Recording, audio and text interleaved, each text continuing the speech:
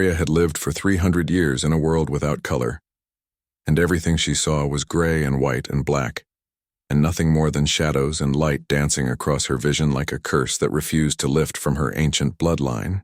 And the other elves whispered about it constantly when they thought she could not hear them talking behind her back in the great halls of Silverwood. Her dragon ember was supposedly covered in scales that shimmered like fire and molten metal. But to Arya, the creature was simply beautiful patterns of silver and dark gray, moving together in harmony. And they had bonded when Arya was young and foolish and brave enough to approach a wild dragon in the mountains, and somehow the beast had chosen her as worthy. The war started 3 years ago when massive ships appeared in the sky, and they were geometric and cold and wrong in ways that made even the dragons nervous, and these machines called themselves the Void Collective, and they wanted to harvest every world for resources and turn living planets into empty husks floating dead in space. Arya spent months in the ancient archives searching for anything that could help her people survive, and deep in the oldest sections where dust covered books that no one had read in millennia, she found references to humanity, and the texts said humans were warriors without equal, and they fought with something the elves could never quite understand. And the closest translation was spite and determination mixed with chaos. When the void ships blocked out the sun and started their harvest, Arya made her decision, and she would find these extinct humans and bring them back to fight, and maybe along the way she would discover what she had been missing her entire life, living in endless gray.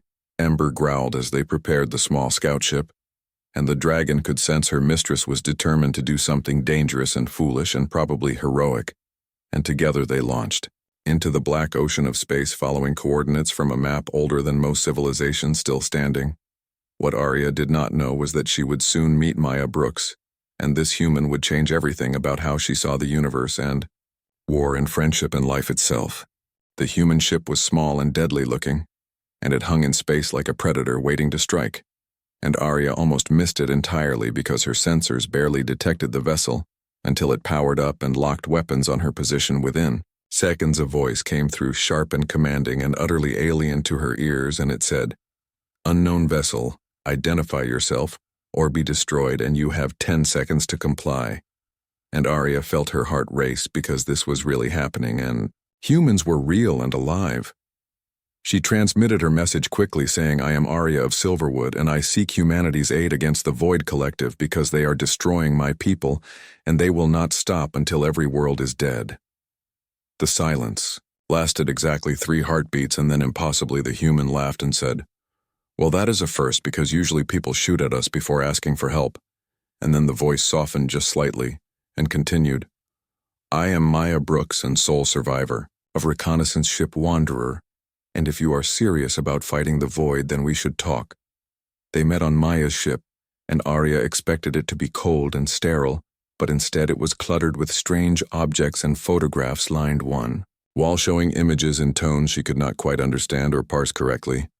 Maya herself was shorter than any elf Arya had ever seen, and she had dark skin and darker eyes that seemed to see right through every defense Arya had built over 3 centuries, and her hair was cut military short, and she moved like a coiled spring, ready to explode into violence at any moment.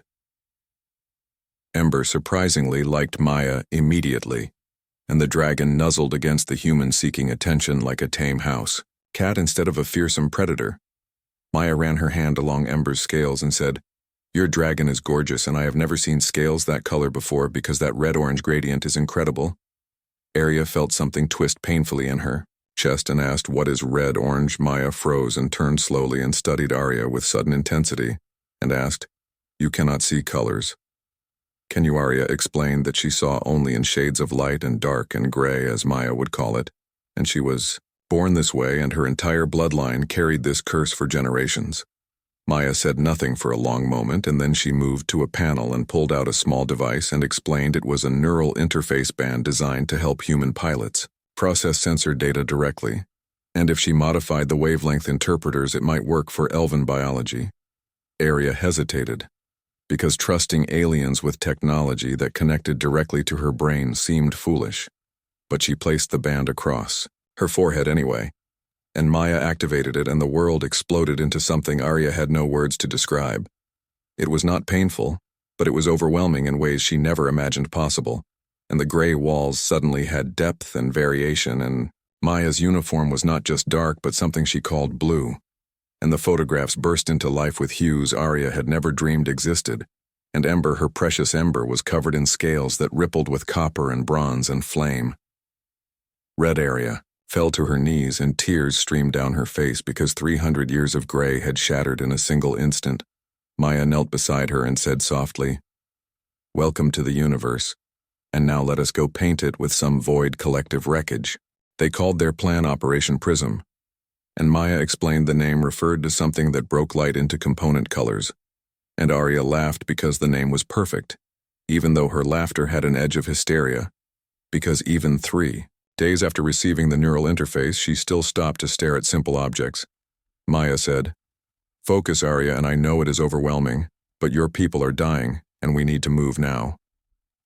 The tactical display showed the Silverwood system in detail, and 12 void harvester ships had taken positions around the planet, and each one was the size of a small moon, and they were methodically stripping the world of resources, and the Elven defense fleet was barely holding them at bay. Maya explained that the void ships had a weakness, and they relied on a centralized processing network, and it was efficient, but it meant they could not adapt quickly to unexpected stimuli because they were machines, and they operated on logic and pattern recognition. Arya said, "And humans do not." And understanding dawned in her mind. Maya confirmed with a fierce grin, saying, "We are chaos incarnate. And that is why the void wiped us out first 2,000 years ago, because we were too unpredictable and too stubborn to follow their calculated models, and they scattered us across the galaxy, but could not kill us all." Ember rumbled from her position in the cargo bay, and the dragon had grown fond of Maya, and often rested her massive head on the human's shoulder while they worked. The plan was insane, and they would use Arya's diplomatic credentials to approach the Void Fleet under false surrender, and once inside their perimeter, Maya would deploy a virus she had spent 2 years developing, and it would force the Void ships to process impossible paradoxes and overwhelm their logical systems. Arya said quietly, "You understand this is likely a one-way trip." Maya checked her weapons, and her movements were practiced and calm, and she said, "I have been on a one-way trip since my crew died, and at least this time I'm taking those mechanical bastards with me. And besides, I promised to show you a sunset on Earth, and humans are terrible at breaking promises." The void ships loomed ahead, and their surfaces were black so absolute it seemed to devour light itself. But to Arya's color-enhanced vision, she could see faint shimmers of energy fields and patterns of heat distribution across their hulls. As they crossed into the perimeter, Maya squeezed Arya's hand once and said, "For what it is worth, I am glad the universe let me meet you because you helped me remember why we fought in the first place." Arya squeezed back and marveled at the warmth of human skin, and said, "When we survive this, you are teaching me the names of every color in existence." Maya replied, "Deal and Arya. That is when, not if, because humans do not do surrender." The Void accepted their approach with mechanical indifference, and Arya transmitted the surrender codes she had stolen from the Silverwood Council archives, and the massive harvester ships adjusted their formations and created a corridor that led directly to the central command vessel. Maya whispered, "They are buying it," and her fingers flew across her console, and she said, "Deploying virus in 3, 2, 1. The change was subtle at first, with a flicker in the void ship's running lights and a momentary hesitation in their positioning thrusters, and then all at once chaos erupted and the vessels began broadcasting contradictory commands to each other.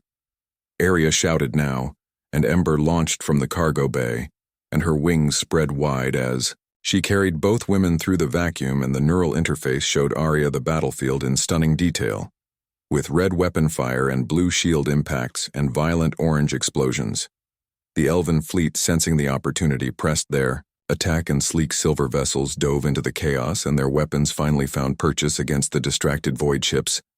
They crashed through a hangar entrance, and Ember's claws tore through the metal doors, and inside the ship was a nightmare of angular corridors and pulsing lights, but Arya could see now, and she could see the flow of energy through the walls and the heat signatures of critical systems. Maya covered their advance, and her weapons took down the drone defenders with precise, Shots and the human moved like a dancer with each motion efficient and deadly.